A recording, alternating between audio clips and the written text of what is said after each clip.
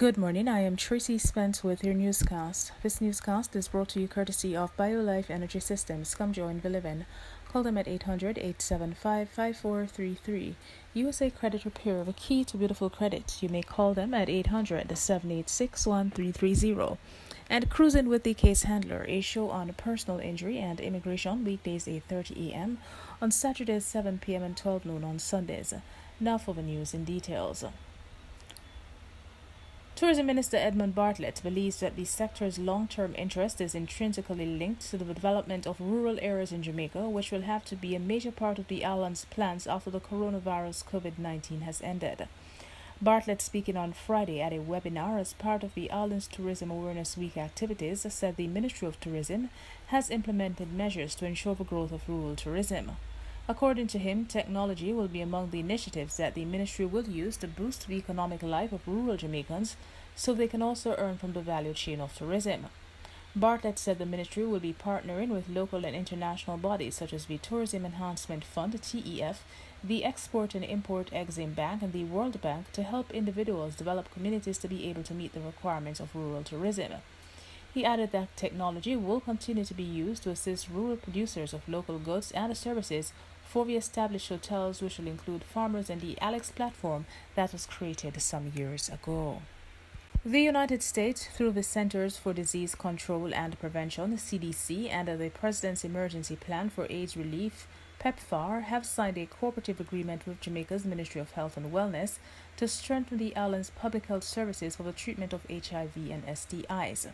The agreement was signed under the theme Strengthening Access to and Delivery of Quality Public Health Services for Prevention, Cure and Treatment of HIV, STIs, Addressing Disease of Public Health Importance, and Advancing Global Health Security of Jamaica under PEPFAR. This award, which became effective on September 30, was solidified by a symbolic signing-in sermon held on October 1st. Over $140 million have been awarded to date, with an award ceiling of over $490 million. Meanwhile, the Jamaica Chamber of Commerce, JCC, is urging the government to reconsider its decision to retake the chairmanship of various parliamentary committees. The committees were previously led by opposition members. The JCC says the government should instead put in appropriate measures to ensure the committees better function in the manner for which they were designed. In a statement Friday, the JCC said it supports a compromise solution put forward by the National Integrity Action (NIA) that it believes will achieve the objective of productivity without sacrificing opposition oversight. This compromise would see opposition MPs continuing to chair the parliamentary committees, but with meetings being held according to a preset agenda at least once monthly. The NIA's proposal also allows for the appointment of deputy chairperson from the governing party, who are authorized to convene meetings if the opposition chairpersons are derelict in their duties. Finally, the Central American and Caribbean Sports Organization, CASO, host of the CAC Games, recently changed its names to Central Caribbean Sports, a rebranding exercise which now falls to the specialist watch of Jamaica Olympic Association JOA Director Robert Scott, who was recently appointed to the Marketing Commission of the organization. Scott will team with a panel from the region to design and implement the new marketing philosophy and strategies of the Central Caribbean Sports.